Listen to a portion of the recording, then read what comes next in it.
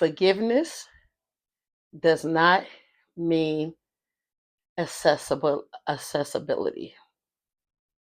Forgiveness does not mean accessibility. Hello, beautiful souls. Welcome to my channel, or welcome back to my channel. My name is Indigo, and welcome to All Things with Indigo. Yeah, it's been a minute. Life is lifing. There's a lot going on. It's a lot of transitions, uh, new, things going on for my kids and everything, new milestones, different things. So, yeah, although all my children are grown, I still make sure that I'm there for them. I'm always going to be there till the day I take my last breath. So making sure everything is everything. Because my children are not street savvy, or I want to say like in the world like that. You know what I mean? They're not out there.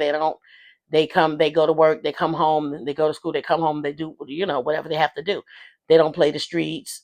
Um, and it's a gift and a curse when I say that uh, we didn't take the subways where I live at. New York City has a lot of subways, so they're not really familiar. Well, the older ones are, but my 21-year-old is embarking on her new journey, her new milestones, her new blessings, and things like that. So I have to teach her how to navigate and things like that.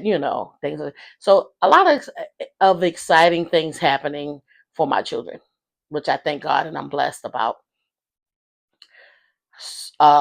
Me, I'm dealing with menopause, perimenopause. I'm 47 years old. I did start, maturity early, 11 years old. I began to, began my menstruation, my period, whatever, early. So my doctor said that's why I'm starting perimenopause early. So you can imagine the fun that is. Okay, because I just finished dealing with depression and anxiety and different things, and now I'm dealing with depression, and not really so much depression, and I don't want to say so much anxiety, but there's a lot of moving parts in this thing. I've never experienced. So it's a lot of brand new stuff. See, they tell you about like hot flashes and mood swings. They don't tell you about the hot flashes, the mood swings, the cold flashes, the irritability, the crying at every little thing. I actually have a symptom that's like one underarm smells worse than the other by the end of the day. I take my shower, put on deodorant, and by the end of the day, one underarm still smells well. The other one smells like I've been rubbing onions under it. I'm like, what is that? What is that? So, anywho, let me get back into, because that's not the main topic of today. I just wanted to let you guys know, like, yeah. So, like I said, forgiveness does not necessarily mean accessibility. And what I mean by that is, just because I forgive you, you don't have that doesn't mean I have to deal with you. So just because you forgive someone of their actions, and the forgiveness is not for them, the forgiveness is for you. There's no need for you to hold a grudge. Yeah, yeah. You're still going to deal with uh gripes, past, regrets, uh, uh, uh, uh, bitterness towards that person who did you wrong. You know, Sometimes you might not even feel like you want to forgive them, even though you have forgiven them. But you you don't have to deal with that person. You know, you don't have to have, they don't get to have access to you again. Forgiveness does not mean they get to have access to you. They don't have get to be in your life. They don't get to be a part of your life. They don't get to feel like what they did wasn't so bad. So yeah. So I know I left off last time when I was talking about my husband and things like that. And I'm saying my husband because we're still very much married. We have not been together in over, I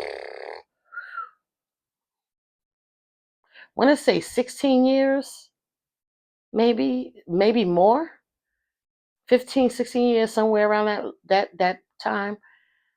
But we're still married nonetheless, unfortunately.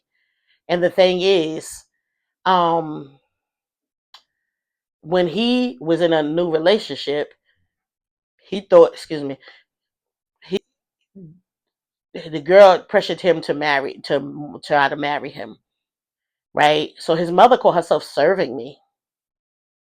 Yeah. I thought she was coming to see me. Like I said, this was in my naive, or when I didn't have my voice and things like that. I didn't speak up for myself. So, and plus I was waking up early in the morning. She came, "Hi, how you doing?" Like how snakes, they smile in your face, backstabbers. And she came and smiled and, "Hi, how you doing?" Da, da, da. "Oh, I need to give you this." And she served me.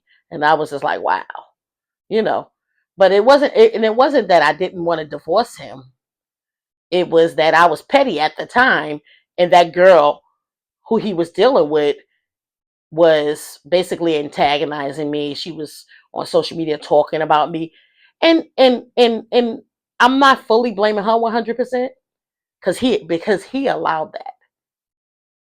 We have the children. She don't have children by him, but he allowed that because he felt like that was showing her loyalty to disrespect me on social media. So yeah, so that type of thing happened and everything like that. But needless to say, we never got a divorce. Um, he was supposed to have everything set up. I wouldn't have mind signing the papers. It wasn't nothing to hold on to. Hey, have assets, anything. So, but because I was in a different mental, you know, I was going through what I was going through mentally and emotionally and physically. Um, I didn't pursue anything. Neither did he. I I'm not gonna lie. I was petty because she had my phone number because my children. She had a Halloween party and my children went to visit her. I went to the Halloween party. Mind you, they came back smelling like cigarette smoke to high heavens. I don't smoke. They came back smelling like cigarette smoke, whatever the case may be. So, like I said, she kept calling me because I feel like she wanted to get dirt on him, or she wanted to see if we were still in touch when he was not with her, which we were. We were, still in touch. But like I said, that was a part of me that was really petty and everything like that. It was a part of me, excuse me, that was really petty. And, mind you, dealing with everything I was dealing with. But because I knew she was being nasty to me and everything, "Oh yeah, we're gonna get married," and she was being real nasty, I sent her a copy of my marriage license. Girl, you can't marry him. You can't marry him. Whatever the case may be. And I'm saying all this to say that so he never pursued it after that. Once they broke up, you know, he still caught himself going to Las Vegas and trying to appease her, please her. But of course, that was null and void because we was married. I could have actually got him for bigamy, but I didn't. Didn't bother. Whatever. Like I said, I was battling my own situation, but I did. About a year later, I did decide. You know what? Why are we? Whatever. Why are we still holding on to this thing? Whatever this you know is. And I decided to, excuse me, I decided to like, yeah, let's go our separate ways. So I went and filed for divorce, an uncontested divorce. And it just so happened that that was the same exact legal aid lawyer, because I couldn't afford to, like, yeah, well, I could have, because I found out later it was like something that was like $3.99 to take care of. But anyway, this particular this particular legal aid lawyer actually was the one that he went to. So whatever the case may be, long story short, child, that legal aid lawyer was crooked. So he ended up getting in some type of trouble for doing something or whatever. And I just never continued to pursue it. But I'm at the point where now I'm like, there's nothing, to hold on to him for, whatever. Like, not that I was holding on to him for anything as far as like financial gain, assets, anything, because he has nothing. But it just, like I said, I was mentally messed up, so I didn't care about none of that stuff. But now I'm ready. Um, so yeah. Yeah, we don't have no contact. We have not had contact in years. Because like I said, forgiveness does not mean accessibility. Forgiveness is for you, so you won't be harboring and holding and eating and living and letting that run through your veins, whatever, you know. I put this up because I did want to show my picture, but the light is so glaring over there, so I don't want to.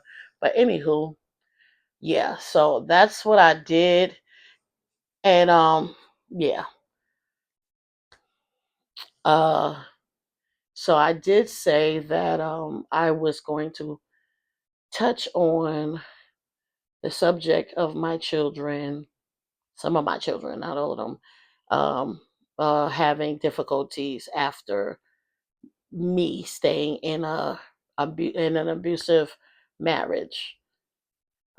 Started with my oldest son, who is 33 years old.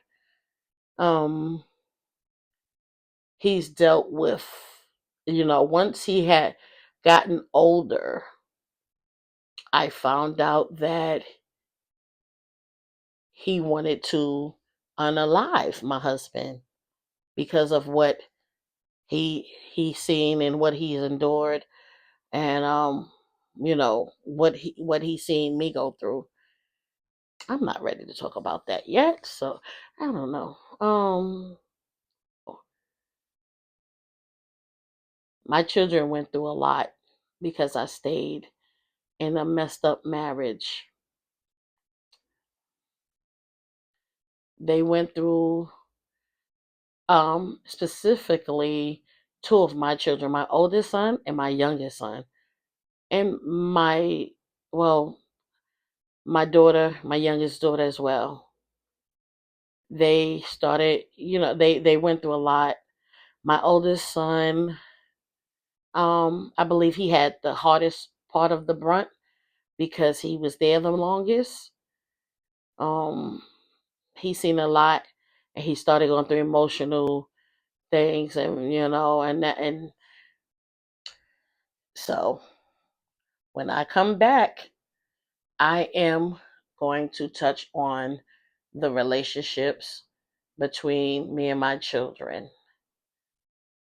Um, yeah. So stay tuned. That's going to probably that's most likely going to be a 6-part series because I do have 6 children, and I want to tell you how beautiful my children are, but at the same time,